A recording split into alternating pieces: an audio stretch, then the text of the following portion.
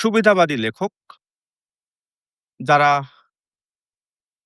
রাজনৈতিক পট পরিবর্তনের সঙ্গে শাসন কাঠামোর অংশীদার হয়ে তারা এই শাসন কাঠামোর সুবিধা নিয়েছে। কেউ এই গণঅভ্যুত্থানকে বিক্রি করেছে এবং এর উদ্দেশ্যটা হচ্ছে তার আত্মপ্রতিষ্ঠা। লেখক সাহিত্যের জায়গায় আত্মপ্রতিষ্ঠার চিন্তা না করে তিনি সরকারি সুযোগ সুবিধা নিয়ে আত্মপ্রতিষ্ঠা করার চেষ্টা করেছেন। সুপ্রিয় দর্শক ও শ্রোতা সবাইকে জানাচ্ছি আন্তরিক অভিনন্দন। সমসাময়িক রাজনৈতিক পরিস্থিতির বিশ্লেষণ নিয়ে আপনাদের সঙ্গে আছে আমি কবির আলমগীর। আমার আজকের আলোচনার বিষয় বাংলাদেশের গণ অভ্যুত্থান ও আমাদের সাহিত্য। 2024-এ ছাত্র জনতার আন্দোলনের ফলে সেই আন্দোলন যে গণ অভ্যুত্থানের রূপ নিয়েছিল তার সুফল রাজনীতিতে আমরা পেয়েছি বলা যায়। তুমুল এই গণ আন্দোলনের ফলে বাংলাদেশ থেকে শেখ হাসিনা সরকারের পতন ঘটে এবং রাজনৈতিক ইতিহাসে এরই মধ্য দিয়ে 15 বছরের যে ফ্যাসিবাদী শাসন আপাতত তার বিদায় ঘটে।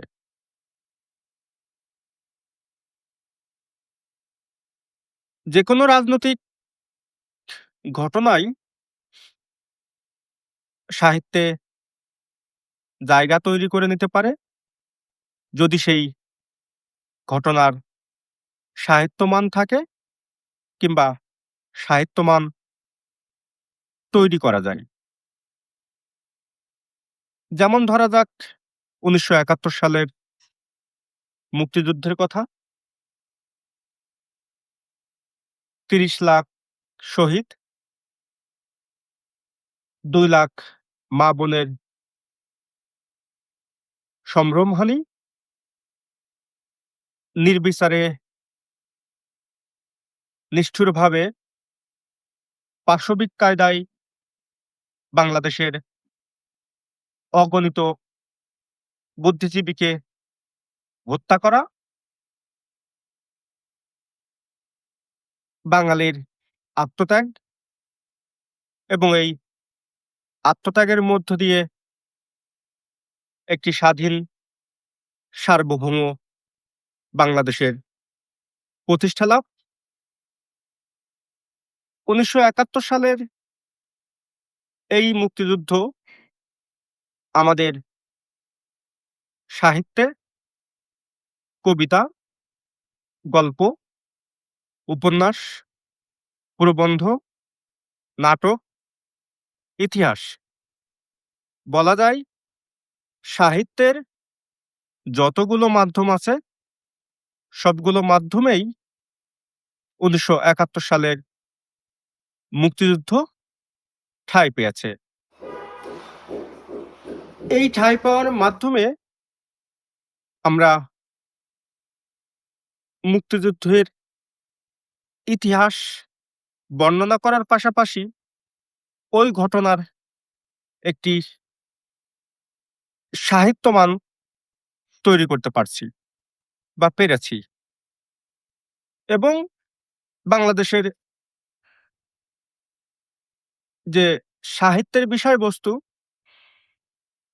সেটিকে শ্রেণী বিভাজন করলে তার মধ্যে মুক্তিযুদ্ধ রাখতেই হয়। সুতরাং মুক্তিযুদ্ধ ও সাহিত্য বর্তমান বিবেচনায় একে অপরের পরিপূরক হয়ে উঠেছে। ২০২৪-এর গণঅভ্যুত্থান প্রসঙ্গে আলোচনা শুরু করার আগে আমি মুক্তিযুদ্ধ বিষয়ক আলোচনাটি করলাম। এর উদ্দেশ্য হলো সাহিত্য এবং রাজনৈতিক ঘটনাবলী কিভাবে একে অপরের সঙ্গে সম্পর্কিত হয়, সেই বিষয়টি সম্পর্কে ধারণা দেওয়ার চেষ্টা করেছি। এবার আসা যাক ২০২৪-এর ছাত্র জনতার গণঅভ্যুত্থান প্রসঙ্গে। এই গণঅভ্যুত্থানের ফলে আমাদের রাজনৈতিকভাবে একটি উপকার হয়েছে। উপকার এইটাই যে আওয়ামী লীগ শাসন আমলে মানুষ যে রাজনৈতিক চিন্তাভাবনার বহিঃপ্রকাশ ভালোমতো ঘটাতে পারেনি, কিংবা ঘটানোর চেষ্টা করলেও সেখানেও অনেক যাচাই-বাছাই, ফিল্টারিং করার দরকার পড়েছিল।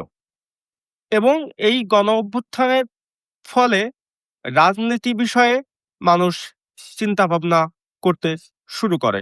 এবং আমরা দেখেছি যে এ গণঅভ্যুত্থান পরবর্তী সময়ে নানারকম চিন্তার জায়গা বিকশিত হচ্ছে। বামপন্থী, ডানপন্থী, উগ্রপন্থী, উগ্রবাদী, কট্টরবাদী, মধ্যপন্থী, সেকুলার, এই যে রাজনৈতিক যে শাখা-প্রশাখা, চিন্তার যে শাখা-প্রশাখা, সেই প্রশাখাগুলো আস্তে, আস্তে প্রকাশ পেতে থাকে। মানুষ রাজনৈতিকভাবে চিন্তা করার স্পেসটি এই গণ-অভ্যুত্থানের মাধ্যমে পাই। এটি হচ্ছে গণ-অভ্যুত্থানের একটি রাজনৈতিক সফলতা।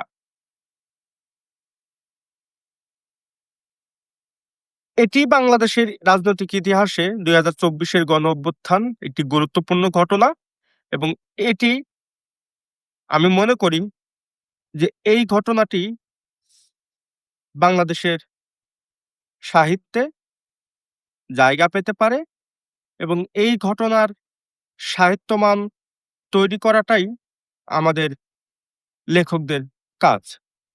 ২০২৪-এর গণঅভ্যুত্থান পরবর্তী সময়ে আমরা লেখকদের মোটামুটি ৩ টি ভাগে ভাগ করতে পারি।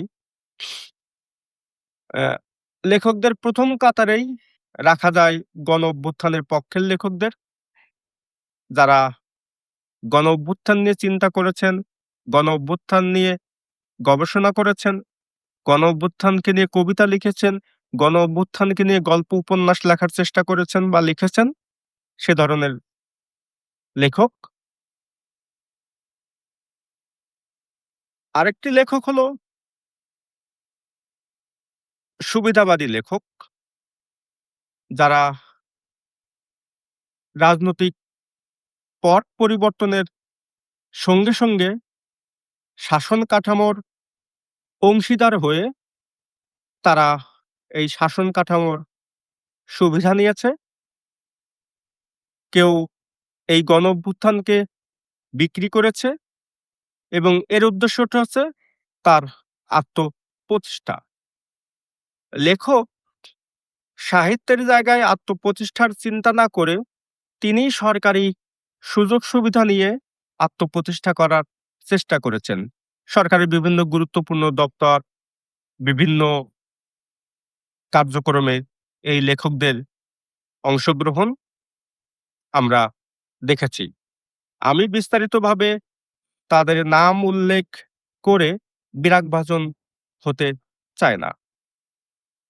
আরেক শ্রেণীর লেখক আছেন যারা নিষ্ক্রিয় হয়ে গেছেন।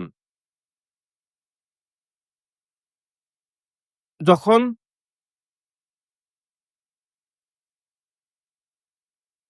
মুক্তিযুদ্ধের ইতিহাস আক্রান্ত হয়, যখন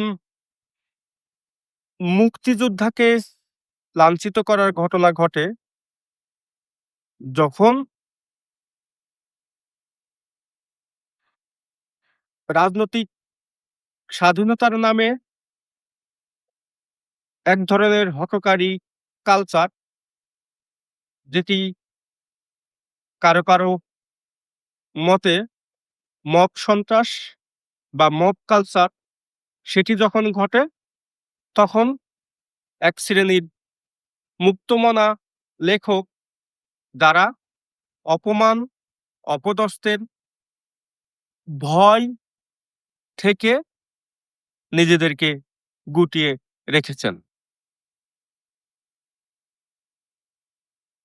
তো এই ধরনের গুটিয়ে নেওয়া, লেখকদের নিষ্ক্রিয় হয়ে যাওয়া, কথা বলতে ভয় পাওয়া, লিখতে ভয় পাওয়া সেটি আমাদের রাজনীতিতে একটি অশনি সংকেত। লেখক সমাজ এরকম বিরূপ পরিস্থিতির মুখে পড়ুক সেটি আমাদের কাম্য নয়। এখন আমার প্রশ্ন হচ্ছে মুক্তিযুদ্ধ এবং ২০২৪ গণঅভ্যুত্থান এমনও প্রবণতা দেখা গেছে যে ১৯৭১ সালের এই মহান মুক্তিযুদ্ধকে ২০২৪ গণঅভ্যুত্থানের সঙ্গে মিলিয়ে মুক্তিযুদ্ধকে বিতর্কিত করার একটি প্রয়াস ছিল। এক ধরনের ন্যারেটিভ তৈরি করার চেষ্টা করা হয়েছে। কিন্তু মুক্তিযুদ্ধ কেন গুরুত্বপূর্ণ, কেন মুক্তিযুদ্ধ সাহিত্য মানে আসতে পারে সেই বিষয়ে আমি আমার এই ভিডিওর শুরুতেই বলেছি। এবং আমিও গণঅভ্যুত্থানটাও কেন গুরুত্বপূর্ণ হতে পারে, সাহিত্য মানে জায়গা করতে পারে, সেই জায়গাটাও আমি বলার চেষ্টা করেছি। সুতরাং মুক্তিযুদ্ধ ও গণঅভ্যুত্থানকে পরস্পরের মুখোমুখি দাঁড় করিয়ে দেওয়ার কোনো ইতিহাস তৈরি করা বা প্রবণতা তৈরি করা আমাদের কাম্য নয়। এবং যারা মুক্তবুদ্ধির কথা বলে, যারা চিন্তার কথা বলে, যারা মুক্তিযুদ্ধের কথা বলে, যারা আধিপত্যবাদ বিরোধিতার কথা বলে, যারা একটি সার্বভৌম বাংলাদেশের কথা বলে, যারা মুক্ত চিন্তার একটু সংস্কৃতি বিকশিত হোক, যারা সংস্কৃতি জাগরণের কথা বলে, সেই সমস্ত মানুষদের নিষ্ক্রিয় করে রাখা, সেই ধরনের মানুষদের ভয় পাওয়ার বিষয়টি আমার কাছে অনাকাঙ্ক্ষিত। আমি মনে করি লেখকরা মুক্তিযুদ্ধ, গণঅভ্যুত্থান, ইতিহাস, সময় এগুলোকে ধারণ করেই এগিয়ে যাবে এবং সমাজ, রাষ্ট্র, মানুষের প্রতি দায়বদ্ধ থেকে লেখকরা কাজ করে যাবে। তারা ঘটনাকে তুলে আনবে যাতে ভবিষ্যতে ভবিষ্যৎ প্রজন্ম, ভবিষ্যতের মানুষ এই বিগত ইতিহাস সম্পর্কে জানতে পারে এবং লেখকরাই হয়ে ওঠে ইতিহাস নির্মাণের সঠিক কারিগর।